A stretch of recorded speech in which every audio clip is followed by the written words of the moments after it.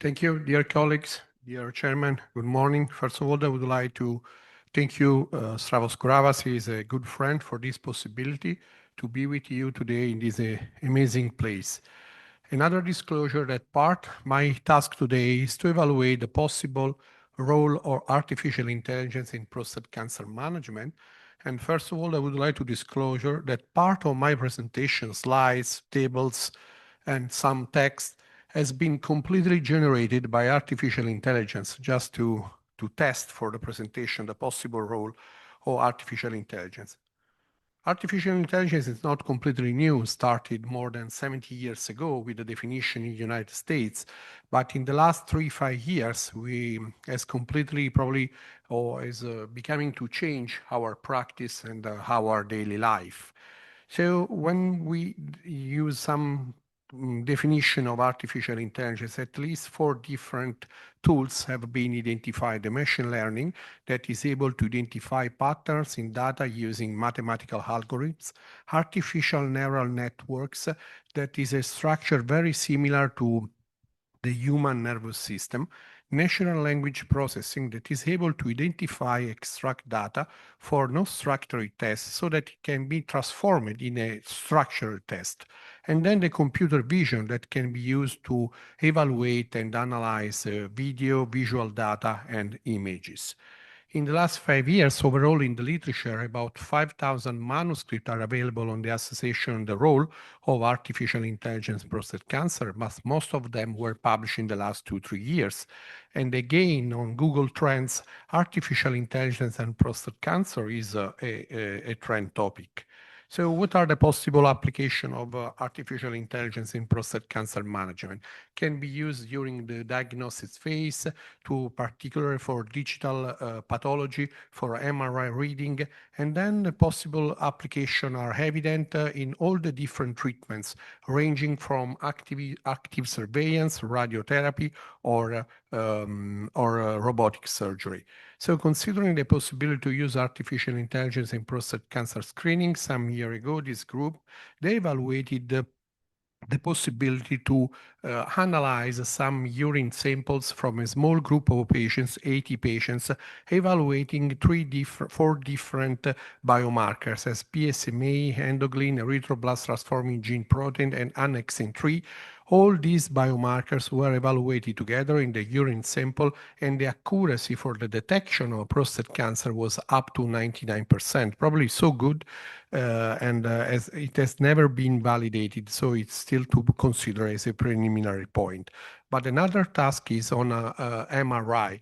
As the main application in MRI is the possibility to use the artificial intelligence for reading purpose for the segmentation of the different MRI imaging for automatic segmentation to assign the PIRA score to detect the possible target lesion of the extraprostatic extension of a lesion, to guide automatic fusion biopsy, registration, the needle passage, and to predict the Gleason score.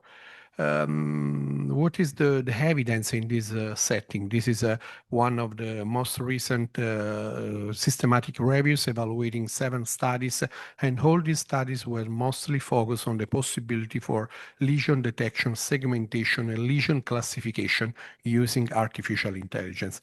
Then this study published on prostate cancer and prostatic disease, they evaluated the accuracy of artificial intelligence in MRI reading to predict the presence of prostate cancer and clinical significant prostate cancer, and the accuracy was between 80 and 90%.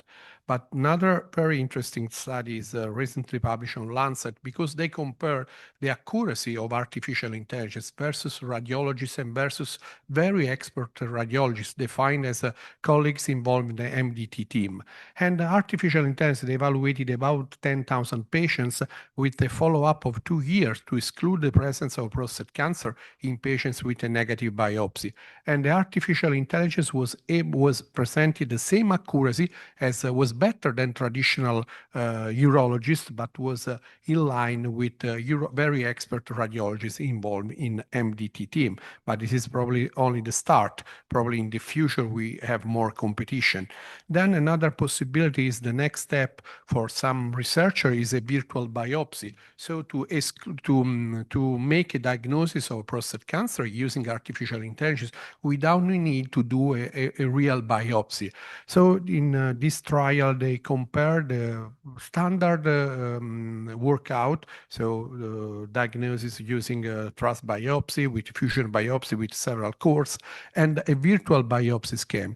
In the virtual biopsy, the lesion was reproduced into the prostate, the site of the different biopsy core, the distance between the biopsy core, Gleason score classification, and then concordance with a subsequent radical prostatectomy. So they evaluated in particular to answer some question as the number of cores needed to obtain the right diagnosis, and they agree, both systems, that 4 biopsy core is optimal for the target biopsy, that the cumulative Gleason grade strategy is optimal, that is not so important the distance between the different cores, that using tertiary Gleason partner is particularly important for the artificial intelligence activity, and the artificial intelligence algorithm were better than the standard process to identify to reduce the risk of downgrading and upgrading at radical prostatectomy.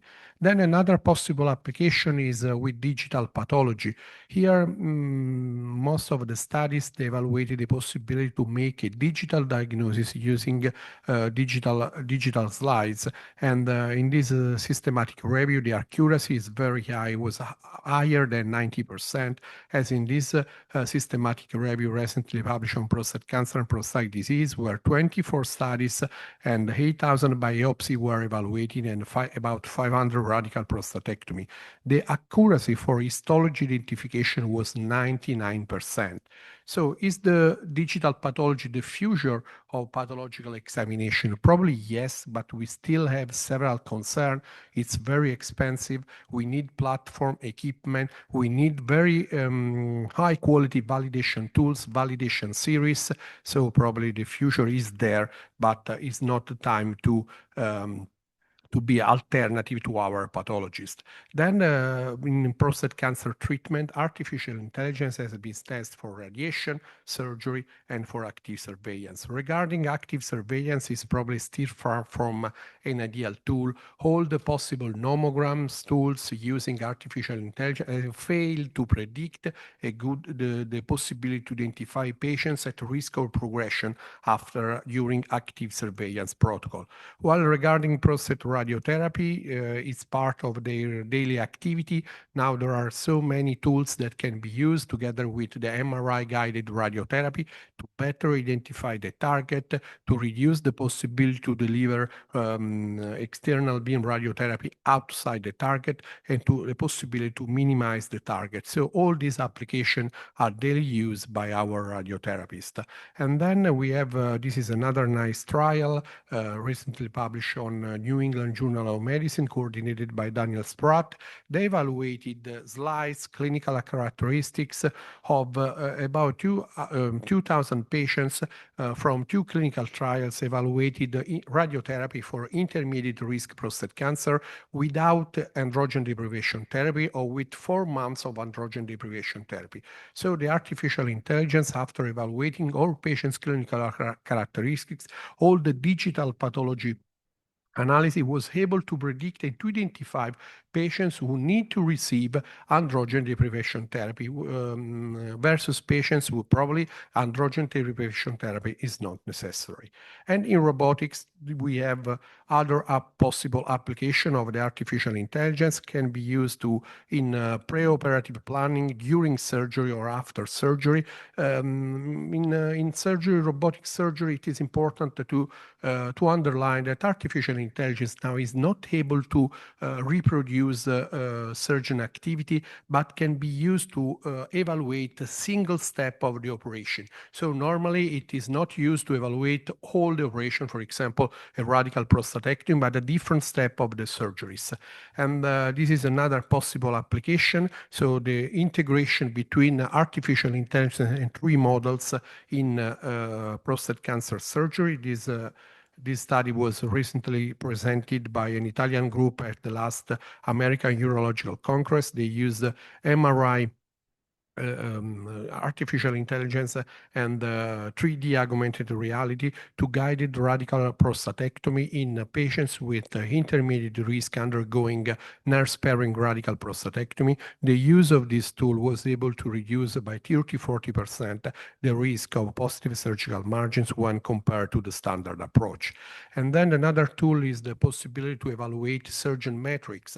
In this study, they evaluated and they divided surgeons in two groups based on the robotic metrics, and evaluating using artificial intelligence surgeon metrics clinical characteristics was possible to predict with a suboptimal accuracy the rate of continence after robotic surgeries. So this, what is the evidence regarding artificial intelligence robotic surgery? This is one of the available review showing that it is important for surgical planning, to lesion identification, to predict the presence of positive surgical margin, to efficiency surgeon metric, and to evaluate the surgical videos. So probably there are some groups that are working to develop robots who are able to perform alone surgeries. Is not still evident in urology. Now the most important tasks are to evaluate intraoperative video, to evaluate the surgeon metrics, and to provide surgeons with some new function, for example, to identify different plane of dissection, to identify a possible extra prostatic extension, some tactile feedback. Probably this is now the next step of artificial intelligence in robotic surgery. And now we have another part of the artificial intelligence that is the large language model. So probably the most known is ChatGPT is specialized in understanding and generating human-like tests, can be used to analyze and process a large amounts of data and understand context in conversation, answer questions, assisting in writing, summarize tests, continual learning and updating, and very interactive and user-friendly. It can be used to source of information for physician, for patients, can support our practice on decision, like a decision support, interpreting clinical reports, and enhancing patients-doctor communication. What is the evidence? The first study evaluated using ChatGPT 3.5, now is on the market, ChatGPT 5, with evaluating about 200 recommendations that were present in the EAU guidelines. They were rated by ChatGPT, they were answered by ChatGPT, and then rated 1 to 4 by two expert urology. And the system was still suboptimal, probably better for follow-up question and recommendation and quality of life, not for classification, diagnosis, and treatment. While this is another important tool that was able to detect from Google the most important questions on prostate cancer by our patients, then was able to answer this question. All the questions were then reproduced in a more linear answer that was evaluated by expert urology. So ChatGPT was able to reply to most of the patients' answer regarding prostate cancer management, but is still suboptimal in terms of consistency, clarity, and on the quality of the reply. While this study published recently on prostate cancer and prostatic disease by Dr. Zeng is nice because evaluated another very hot topic, how to do the right communication, the right discussion on prostate cancer management between a patient and a physician. They recorded communication and discussion on a specific topic between physician and doctor in in the outpatient clinic of 20 expert doctors, and they were re-evaluated by ChatGPT in order to identify what are the most important risky points for communication. Most of them were related to the type of surgery, to the outcome in terms of incontinence, in terms of erectile function, in terms of survival, and then when re-elaborated by ChatGPT in order to improve the skills of the doctors on his communication on prostate cancer management with with their patients. Then another task is to develop the so-called medical digital twins. So the possibility to develop a twins of our patients with all his characteristics.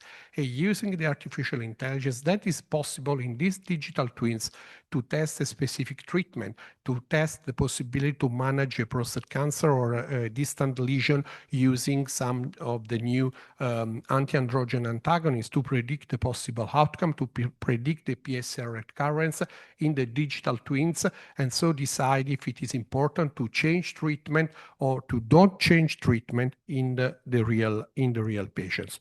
Now, as a journal as prostate cancer, we are developing a new collection on artificial intelligence and new technology in prostate cancer and prostatic disease management. So if you are interested in this collection, please send an email to me or one of my associates to be involved in this activity.